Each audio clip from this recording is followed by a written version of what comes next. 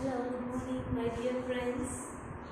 Okay, so we have started unit number 3, presentation skills. In the previous lecture, we studied the purpose and what is presentation. Okay, so today we are going to discuss analysis of audience. Okay, let me just give you tell you one thing about presentation that shows the meaning. What is presentation? So, presentation is something set forth to an audience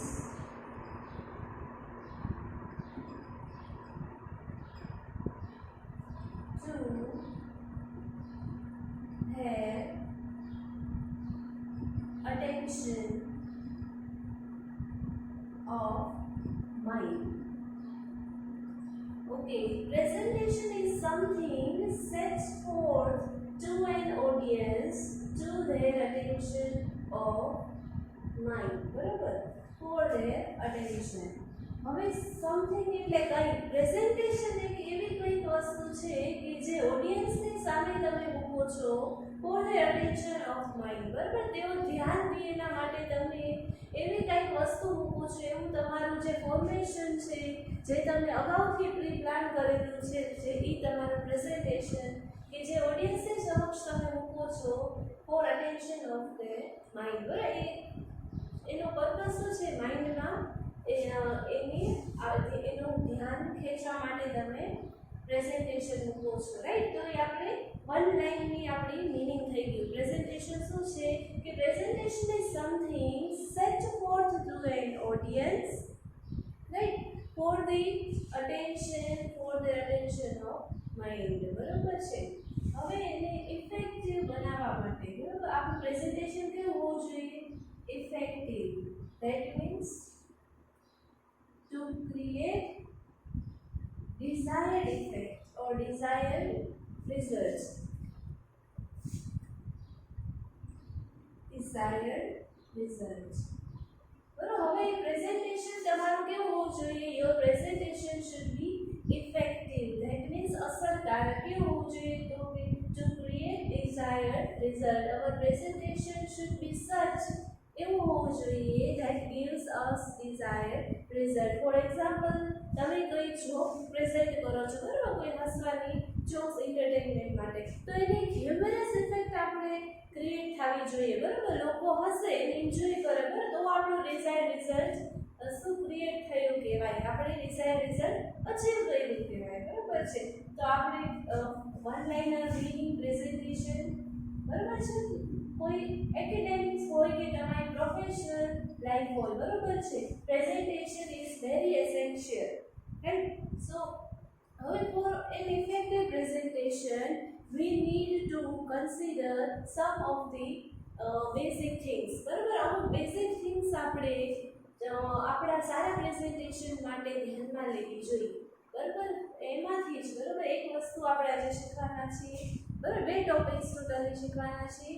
Analyzing the audience, and second topic is our analyzing the local, right? So today let's start. અત્યારે શરૂ કરીએ analyzing of audience. બરાબર? audience એટલે they are the people who will listen to your speech, who will watch your presentation, right? હવે audience એક એવી વ્યક્તિ છે કે જેઓ તમને સાંભળશે. બરાબર? they are your listeners, right? They are your listeners and they will listen to your presentation. They will watch your, observe your presentation. તો હવે ઓડિયન્સ છે, બરાબર છે? So we have to observe the audience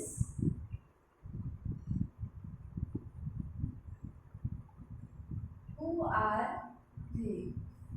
આપણે જોવાનું છે, આપણે observe કરવાનું છે કે આપણે ઓડિયન્સ કોણ છે. બરાબર? That means which type of people are they. બરાબર? so we have to see the following things. whether audience કયા ટાઈપની છે, whether the audience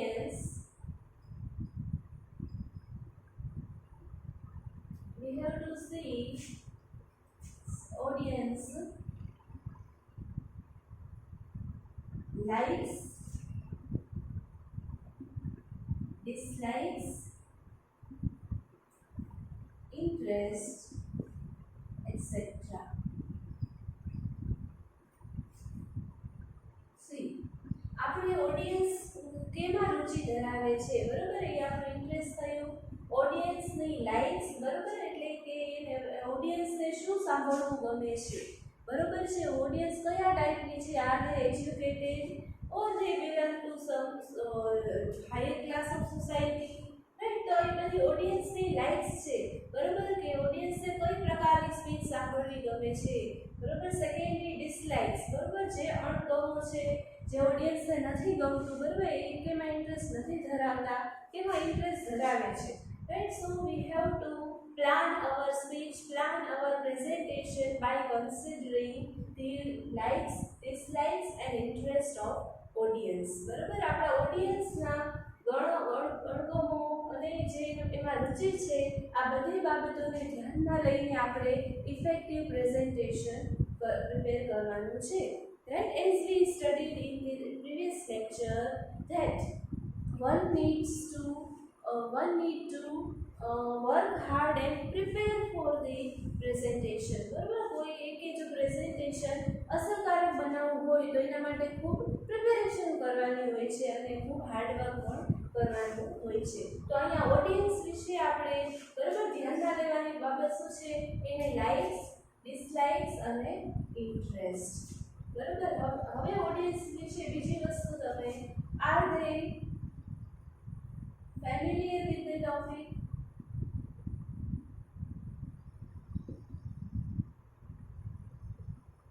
બરાબર આ બીજો ક્વેશ્ચન આપણા માઇન્ડમાં એ છે કે આપણી ઓડિયન્સ શું ફેમિલિયર છે આ ટોપિકની સાથે ધેટ મીન્સ શું do they know what are we going to discuss or what are we going to present બરોબર આપણે ઓડિયન્સ શું આપણા ટોપિકની સાથે તેઓ જાણે છે આપણા ટોપિક વિશે બેઝિક ઇન્ફોર્મેશન ધરાવે છે કે નહીં બરોબર છે જો પીપલ બરોબર અગાઉથી ટોપિક વિશે જાણતા હશે બરોબર છે આપણી ઓડિયન્સ છે એ અગાઉ ફેમિલિયર હશે ધેટ મીન્સ એના સાથે ટોપિક વિશે જાણકારી હોવી બરોબર ફેમિલિયર છે ટોપિક સાથે તો આપણું પ્રેઝન્ટેશન થોડુંક શું ઇફેક્ટિવ બનશે અને પ્રેઝન્ટેટર એટલે સ્પીકર છે જેને પ્રિપેરેશન કરી છે પ્રેઝન્ટેશનની એના માટે પણ કેવું બનશે એક્સપ્લેનેશન કરવું ઇઝી બનશે રાઈટ તો આપણી ઓડિયન્સ ટોપિક સાથે ફેમિલિયર છે કે નહીં બરોબર આ વસ્તુ આપણે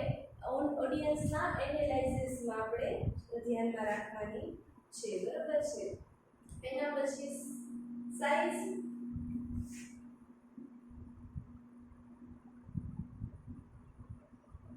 of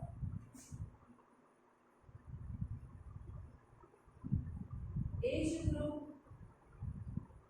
of audience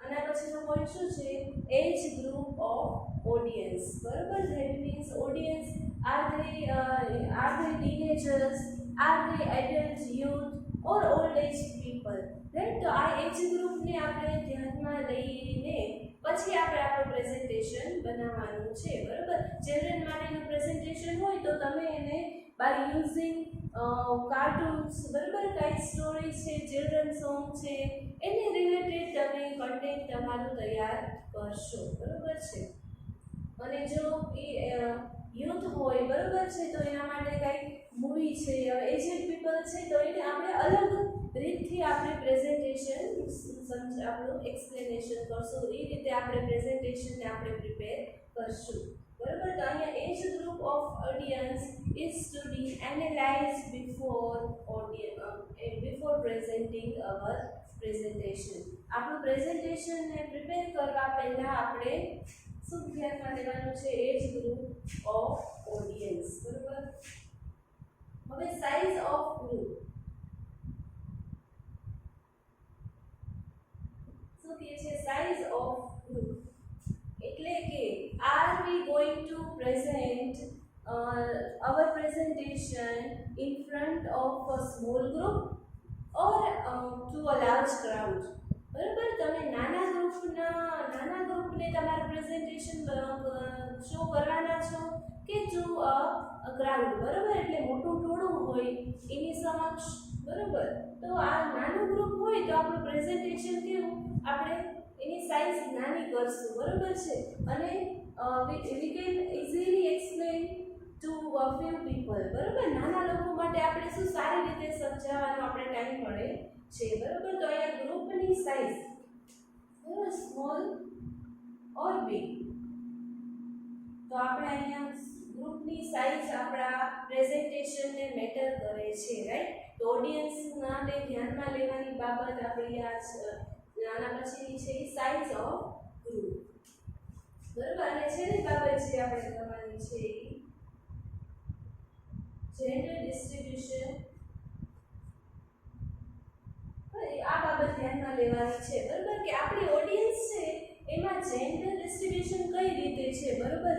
R the males or how many males are there, how many peoples females are there, બરોબર. મેલ્સ અને ફિમેલ્સ કેટલા છે, ચિલ્ડ્રન કેટલા છે, તો એના બેઝ ઉપરથી શું આપણે આપણું પ્રેઝન્ટેશન, બરોબર, ઇઝીલી ફોર્મ કરી શકીએ, ઇઝીલી આપણે એનું ફોર્મેશન કરી શકીએ, બરોબર છે. તો આપણે જે આપણા પ્રેઝન્ટેશનને ઇફેક્ટિવ બનાવવા માટે, બરોબર, આટલી બાબત ઓડિયન્સને લગતી આપણે ધ્યાનમાં રાખવાની છે, બરોબર. We have to observe the audience, who are they, બરોબર, તેઓ કયા છે, બરોબર. ધેટ મીન્સ તેઓ કોણ છે, વેધર ઓડિયન્સ લાઇક્સ ઓર ડિસલાઇક્સ, ઇન્ટરેસ્ટ એટસેટ્રા, બરોબર. તેઓના અણગમાને તેઓને શું વસ્તુ ઇન્ટરેસ્ટમાં છે, બરોબર, તે આ આપણે બાબત ધ્યાન રાખવાની છે. એના પછી R they familiar with the topic, બરોબર, ટોપિક સાથે તેઓ અગાઉથી પરિચિત છે.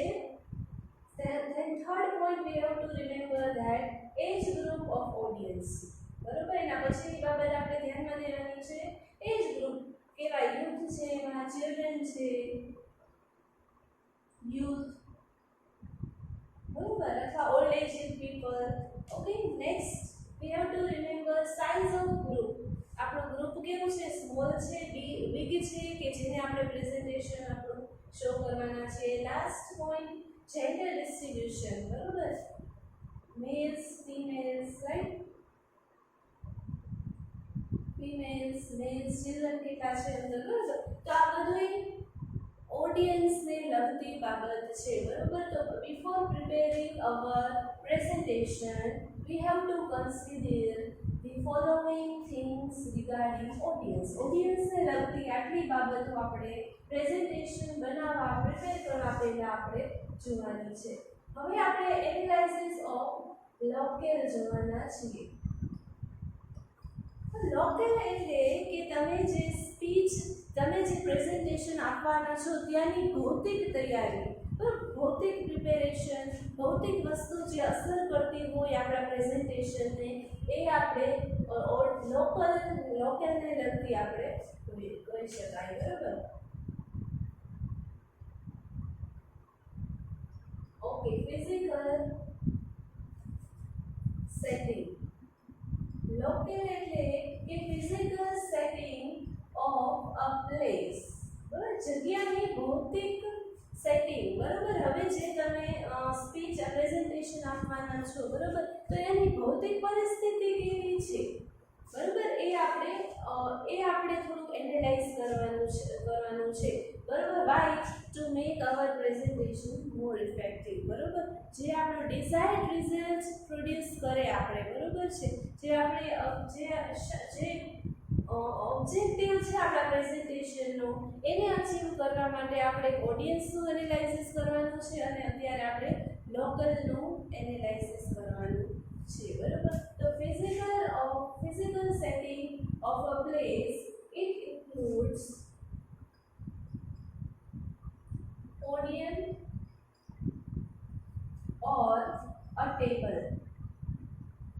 શું કહે છે, તો કે જે જગ્યાએ તમે તમારી પ્રેઝન્ટેશન આપવાના છો, બરાબર, ત્યાં કઈ પ્રકારની ભૌતિક પરિસ્થિતિનું નિર્માણ છે, બરાબર. It means are we going, do we have podium or a table. Podium means if you have seen કોઈ સ્પીકર સ્પીચ આપવા માટે આવે તો લાકડાનું કંઈ સ્ટેજ જેવું આગળ હોય છે, બરાબર, એ આપણું પોડિયમ છે, સ્ટેજ, બરાબર. ઓર તો પ્રેઝન્ટેશન માટે અમુક ઇક્વિપમેન્ટ આપણે જરૂર પડે છે બરોબર. તમે પ્રેઝન્ટેશન આપો તો તમારે સ્લાઇડ્સની જરૂરિયાત તમને પડવાની છે. ઓફકોર્સ ઓવરહેડ પ્રોજેક્ટર આપણે જોશે બરોબર. તો આવી ભૌતિક વસ્તુઓની રેડીનેસ કેટલી છે આપણે એ જ આપણે એનાલાઇસિસ ઓફ લોકલમાં જોવાનું છે બરોબર. તો શું તમે જગ્યાએ જે જગ્યાએ ફિઝિકલ સેટિંગમાં પોડિયમ ઓર ટેબલનો યુઝ કરો છો? Or do we have public addressing system?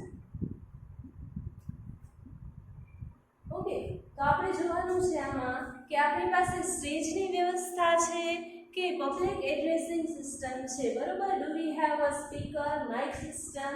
Is it working? Is it in a working condition? બરોબર, સારી ચાલતી સ્થિતિમાં છે, એના સ્પીકર વર્કઆઉટ કરે છે, માઇક્સ બરોબર. તો એની ઇલેક્ટ્રિકલ કન્ડિશન કેવી છે? તો આપણે દેખશું ફિઝિકલ સેટિંગ આપણા રૂમની બરોબર એવા પ્લેસની છે કે જ્યાં આપણે પ્રેઝન્ટેશન આપવાના છીએ બરોબર. તો ફિઝિકલ સેટિંગમાં આ બે વસ્તુ આવે છે.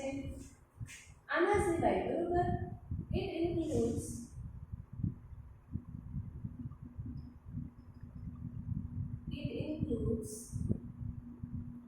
room temperature, it includes how audience is going to sit in a room. હવે એમાં શેનો બીજો સમાવેશ થાય કે તમારા ઓડિયન્સ એ કઈ રીતે ઓડિયન્સ તમારી બેસવાની છે. That means our sitting arrangement બરોબર. એને આપણે શું કહીએ? Sitting arrangement.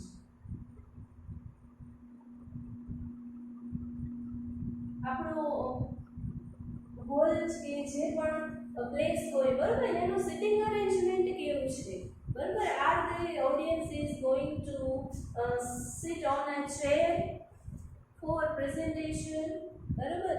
or do we have other facilities right like chair and table or chair, or are they going to sit on a floor right? તો physical સેટિંગમાં બરોબર ઓડિયન્સની sitting અરેન્જમેન્ટનો સમાવેશ થાય છે. are they sitting on going to sit on chairs or tables required બરોબર છે. તો physical સેટિંગમાં એક પ્લેસની બાબત થઈમાં ઓડિયન્સની સિટિંગ અરેન્જમેન્ટ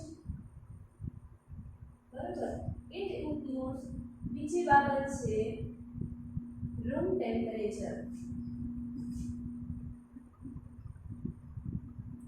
રૂમ ટેમ્પરેચર એનો મતલબ કે રૂમ ટેમ્પરેચર એટલે કે જે વેન્ટિલેશન આપણે કહીએ બરોબર. હવાની અવર જવર કઈ છે બરોબર.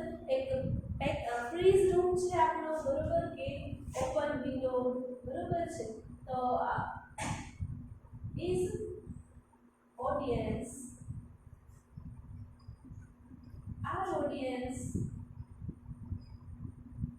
going to use fan or AC બરોબર છે. તો અહીંયા ઓડિયન્સને આપણે કેવી ફેસિલિટી આપવાના છીએ? Are we going to use fans for ventilation for good creating a good airy environment, or are we going to facilitate them with a AC બરોબર. AC air condition room છે, ટાઇટ ફ્રીઝિંગ છે બરોબર. તો અહીંયા શું આ બધી બાબત અસર કરે છે આપણા પ્રેઝન્ટેશનને બરોબર છે. આપણા પ્રેઝન્ટેશનને ઇફેક્ટિવ બનાવવા માટે if the audience is what to say are they in a comfortable place બરોબર. જો તેઓ કમ્ફર્ટેબલ જગ્યામાં હશે with a good sitting arrangement with a good lightings બરોબર. લાઇટિંગ્સ છે, આના સિવાય ગુડ રૂમ ટેમ્પરેચર, આના સિવાય લાઇટિંગ્સ આપણી સારી હોવી જોઈએ બરોબર. તો આ બધી બાબતો લાઇટિંગ્સ છે, રૂમ ટેમ્પરેચર, ચેર અરેન્જમેન્ટ છે બરોબર. તો આ બધી બાબતો જો સારી એવી હશે તો આપણું પ્રેઝન્ટેશનને તેઓ ઓબ્ઝર્વ કરી શકીએ, આપણું ડિઝાયર્ડ રિઝલ્ટ આપણે મેળવી શકીએ. બરાબર, આનાથી જે પણ આપણા લિસનર છે એ ઇઝીલી આપણા પ્રેઝન્ટેશન ઉપર ફોકસ કરશે.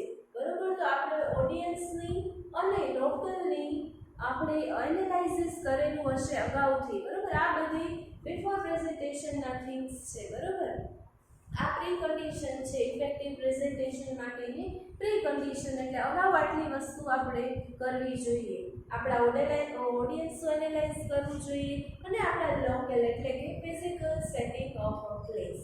બરાબર, એમાં આપણે જોયું ફિઝિકલ સેટિંગમાં આપણે બરાબર આ ફિઝિકલ સેટિંગમાં ચેસ અરેન્જમેન્ટ, માઇક્સ ઇન્સ્ટ્રુમેન્ટ બધા છે કે નહીં, રૂમ ટેમ્પરેચર, બરાબર લાઇટિંગ્સ એટસેટ્રા, આ બધી બાબતોનું આપણે એનાલાઇઝિસ કરવાનું છે.